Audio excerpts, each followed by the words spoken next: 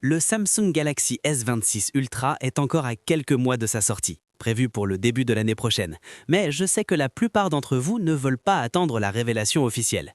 Et c'est pourquoi aujourd'hui j'ai quelque chose de spécial. J'ai réussi à mettre la main sur une réplique exacte du S26 Ultra ainsi que sur des répliques du S26 et du S26 Edge afin que vous puissiez voir exactement ce que Samsung prépare avant tout le monde.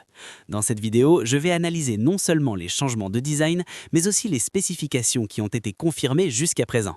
Restez avec moi jusqu'à la fin car la gamme S26 s'annonce comme l'une des mises à jour les plus intéressantes de Samsung depuis des années. Très bien, allons directement au design. En commençant par l'Ultra, j'ai ici le S24 Ultra et le S25 Ultra pour comparer. Ces deux modèles utilisent la célèbre disposition flottante des caméras de Samsung avec seulement de légères différences au niveau des anneaux. Mais le S26 Ultra s'éloigne de ce look familier. Il présente désormais un îlot de caméra en forme de pilule, similaire à ce que nous avons vu précédemment sur le S25 Edge, donnant à l'Ultra une identité nettement différente. Ce n'est pas une refonte spectaculaire, mais c'est suffisamment distinct pour éviter toute confusion chez ceux qui utilisent plusieurs modèles Samsung, en particulier les cinéastes qui comptent sur une reconnaissance précise des caméras. En plus de cela, Samsung a rendu les coins encore plus arrondis que sur le S25 Ultra. Ce changement subtil pourrait même influencer la forme du S Pen, rendant également sa partie supérieure plus arrondie. En raison de ce nouveau design avec des coins arrondis, insérer le S Pen pourrait demander un peu plus d'attention. Il aura probablement une seule orientation qui s'insère correctement, donc les utilisateurs devront être légèrement plus prudents. En plus de cela, le téléphone devient légèrement plus large, un peu plus grand et même plus fin qu'auparavant, lui donnant une apparence plus élégante. Une autre chose intéressante concerne le placement du tiroir SIM.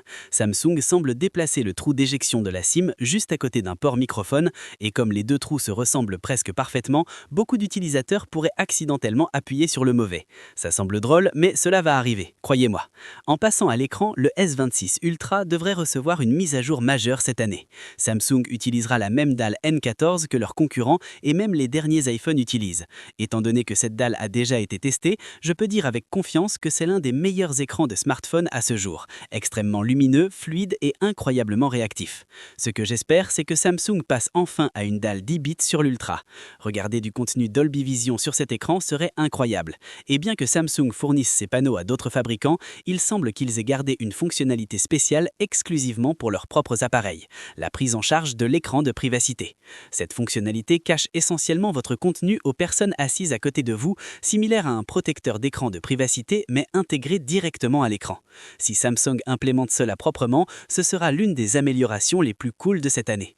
Attendez également à une troisième génération de verre anti-reflet et de bordures plus fines, ce qui rendra la face avant du téléphone encore plus propre. Maintenant, parlons des caméras. Ceux qui s'attendent à un changement massif pourraient être déçus encore une fois. Samsung ne fait pas de changement matériel majeur cette fois-ci. Le capteur principal de 200 mégapixels aura une ouverture plus large de f1.4 au lieu de f1.7, améliorant les performances en faible lumière. Le téléobjectif périscopique 5 fois de 50 mégapixels reçoit également une ouverture plus large, et le capteur téléobjectif passe à 12 mégapixels. À part ces ajustements, la plupart de la configuration reste similaire aux deux générations précédentes.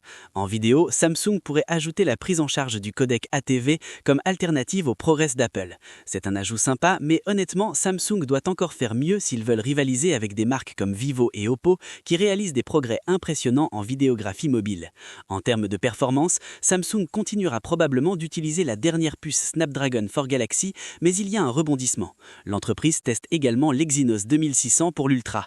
D'après les captures Geekbench qui ont fuité, le chipset Exynos est surprenamment puissant, surpassant même Snapdragon en single core dans certains premiers tests. Nous ne savons toujours pas si Samsung divisera les chipsets par région ou si le Snapdragon sera réservé à l'Ultra. La RAM devrait être 16 Go standard sur toute la gamme avec un stockage allant jusqu'à 1 TB. La batterie reste à 5000 mAh, mais la charge devrait obtenir une légère amélioration à 60 watts. La recharge Qi 2 sera également prise en charge avec des magnets intégrés similaires aux iPhones et aux Pixel de Google. Côté logiciel, le S26 Ultra devrait se lancer avec One UI 8.5. En ce qui concerne le prix, il reste encore incertain. Au début, Samsung prévoyait de garder les mêmes prix que l'année dernière, mais avec l'augmentation des coûts de production qui affectent tous les fabricants, rien n'est garanti. Les options de couleurs sont encore inconnues, mais personnellement, j'espère que Samsung évitera de répéter la variante orange.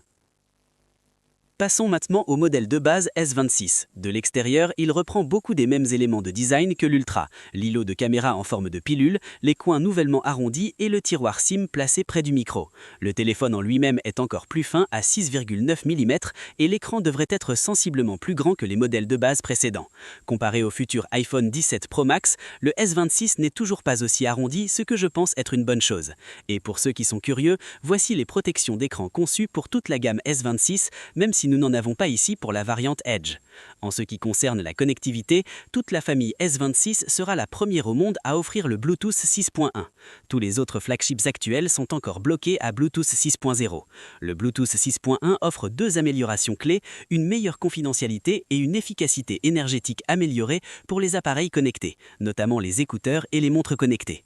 Samsung lancera également les Galaxy Buds 4 Pro aux côtés de la série S26 et si ces écouteurs prennent en charge le Bluetooth 6.1 comme prévu, la combinaison offrira une meilleure gestion de batterie et une connectivité plus fluide. C'est une amélioration subtile mais significative. Concernant l'Exynos 2600, Samsung a pratiquement confirmé que la gamme S26 utilisera leur puce maison lors de leur dernier appel de résultats.